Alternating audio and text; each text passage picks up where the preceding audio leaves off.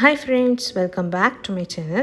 இன்றைக்கி நம்ம என்ன ரெசிபி பார்க்க போகிறோன்னா ஒரு சூப்பரான வறுத்தரைச்ச சிக்கன் குழம்பு தான் பார்க்க போகிறோம். அது கூடவே மல்லிகைப்பூ போல் சூப்பராக இட்லி எப்படி செய்யலான்னு பார்க்கலாம். இந்த ரெசிபி ரொம்ப நல்லாயிருக்கும். அதுவும் இந்த சிக்கன் குழம்பு வந்து உங்களுக்கு இட்லி, தோசை, இடியாப்பம், சப்பாத்தி எல்லாத்துக்குமே ஒரு சூப்பரான காம்பினேஷன். ஈவன் ரைஸ் கூட ரொம்ப நல்லாயிருக்கும். கண்டிப்பாக நீங்களும் இந்த ரெசிபியை ட்ரை பண்ணி பாருங்கள்.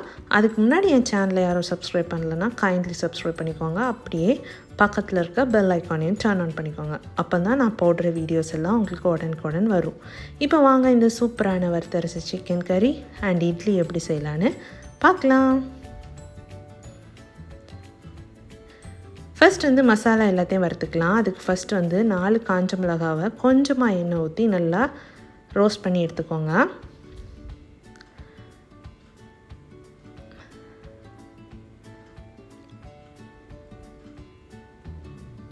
உங்களுக்கு காரம் ஜாஸ்தியாக வேணும்னா நீங்கள் எக்ஸ்ட்ரா வந்து ஆட் பண்ணிக்கலாம். நான் இன்றைக்கி 4 காஞ்ச மிளகாய் எடுத்திருக்கேன். மிதமான காரமாக இருக்கும். இப்போ காஞ்ச மிளகாய் இன்னும் கொஞ்சம் நல்லா வறுக்கணும். நல்லா வறுபட்டுச்சுன்னா நமக்கு வந்து மிளகா வந்து நல்லா பல்ஜி ஆயிரும். அப்போது நமக்கு நல்லா இப்போ பாருங்கள், இது நல்லா பல்ஜி ஆகிடுச்சு. ஸோ இப்போ நல்லா பட்டுடுச்சு. இப்போ இதை தனியாக எடுத்து வச்சுக்கோங்க. இப்போ அதே ஆயிலில் வந்து 1 கப் வந்து துருவின தேங்காய் சேர்த்துக்கோங்க.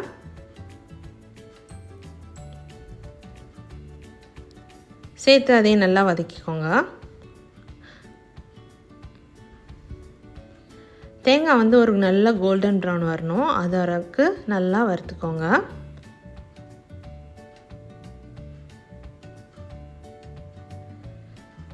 கொஞ்சம் வறுபட்டதும் இதில் வந்து ஒரு 2 ஆர்க் வந்து நல்லா கருவேப்பிலை சேர்த்துக்கோங்க.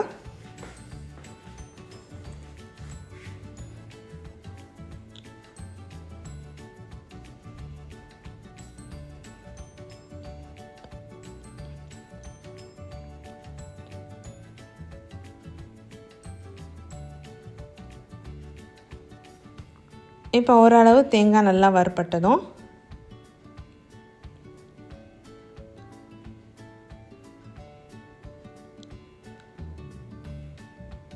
இது கூடவே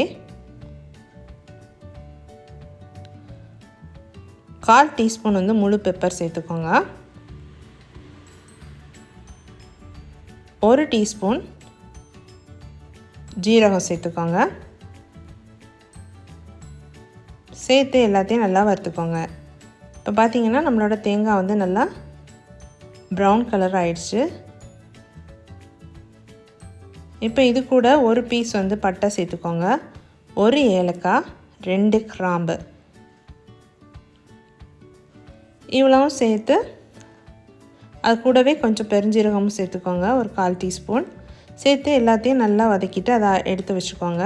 இப்போ அடுத்தது வந்து 2 டேபிள் ஸ்பூன் வந்துட்டு மல்லி சேர்த்துக்கோங்க. இதையும் நல்லா ரோஸ்ட் பண்ணி எடுத்துக்கோங்க.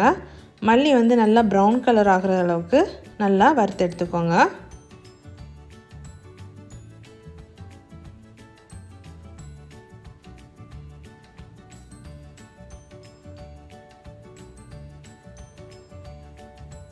இப்போ பார்த்தீங்கன்னா நம்மளோட மல்லி வந்து நம்ம போட்டதோட இப்போ நல்லா ப்ரௌன் கலர் ஆயிடுச்சு. இந்த ஸ்டேஜில் வந்து நீங்கள் இதை ஸ்டவ் ஆஃப் பண்ணிவிட்டு தனியாக எடுத்து வச்சுக்கோங்க. இப்போ இந்த கறிக்கு தேவையான வெங்காயத்தை நல்லா பொடிசாக நறுக்கிக்கோங்க. நான் இன்றைக்கி 2 பெரிய வெங்காயம் எடுத்திருக்கேன். அதை இப்படி சின்ன சின்னதாக நறுக்கி எடுத்துக்கோங்க.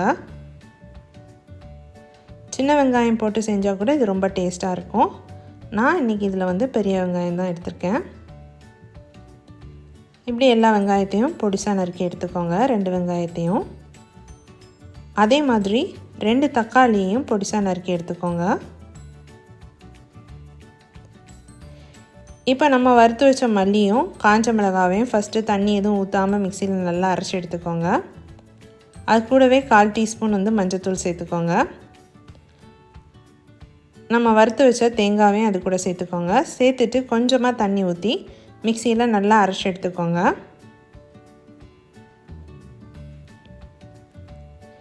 இப்படி நல்லா ஃபைன் பேஸ்ட்டாக வந்து மிக்சியில் அரைச்சி எடுத்துக்கோங்க.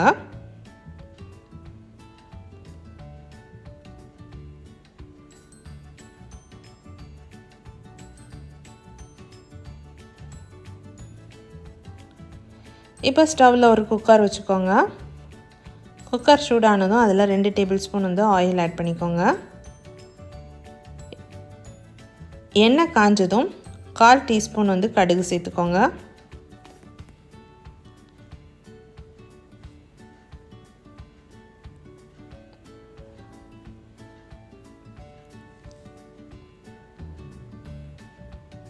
கடுகு வந்து நல்லா பொரியட்டும்.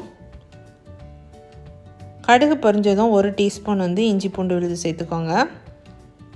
சேர்த்து நல்லா வதக்கிக்கோங்க. இப்போ நம்ம வந்து நறுக்கி வச்சுருக்க வெங்காயத்தை சேர்த்துக்கோங்க. சேர்த்து நல்லா வதக்கிக்கோங்க.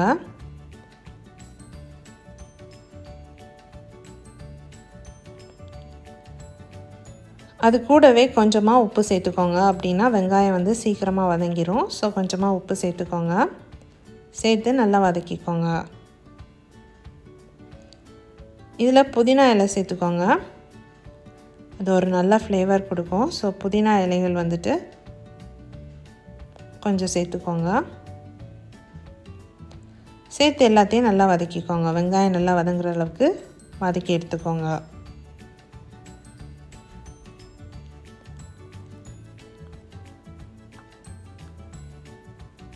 இப்போ அது கூட நம்ம தக்காளி சேர்த்துக்கலாம். சேர்த்துட்டு அதையும் நல்லா வதக்கிக்கோங்க.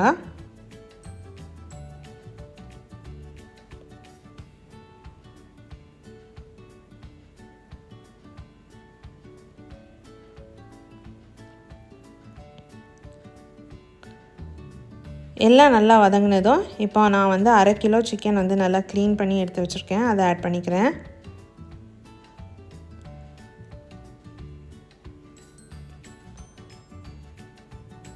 நல்லா மஞ்சத்தூளும் போட்டு நல்லா க்ளீன் பண்ணி எடுத்து வச்சுக்கோங்க. அந்த சிக்கனை ஆட் பண்ணிவிட்டு ஒரு 5 நிமிஷம் நல்லா வதக்கி விட்டுக்கோங்க.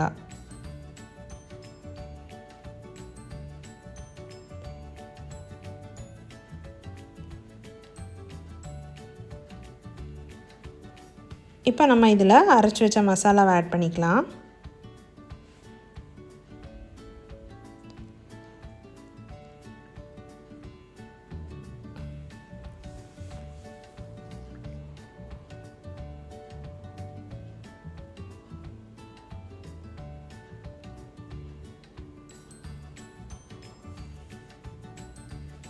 அப்படியே மிக்ஸியை ரின்ஸ் பண்ணி அந்த தண்ணியையும் அதில் சேர்த்துக்கோங்க.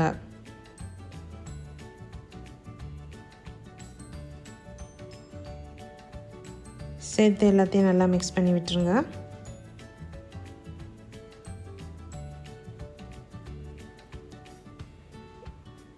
இப்போ உங்களுக்கு எவ்வளோ தண்ணி தேவையோ அந்த அளவுக்கு தண்ணி சேர்த்துக்கோங்க. ரொம்ப திக்காக வேணும்னா திக்காக இருக்கட்டும், இல்லைன்னா ஒரு நல்லா வாட்டரியாக வேணும்னா அப்படி வச்சுக்கோங்க. வச்சுட்டு தேவையான அளவு உப்பும் சேர்த்துட்டு இப்போ இதை 3 விசிலுக்கு வந்துட்டு நல்லா குக் பண்ணி எடுத்துக்கோங்க. இப்போ இட்லி மாவு செய்யறதுக்கு நான் 4 கப்பு பொன்னி அரிசி, அதுக்கப்புறம் 1 கப் உளுந்து, அப்புறம் 1 டீஸ்பூன் வெந்தயம், இது அவ்வளோத்தையும் 4 மணி நேரம் ஊற வச்சுட்டு அதை நல்லா கிரைண்ட் பண்ணி எடுத்துகிட்டு உப்பு போட்டு ஓவர் நைட் வந்து புளிக்க வச்சு மாவு எடுத்துக்கோங்க.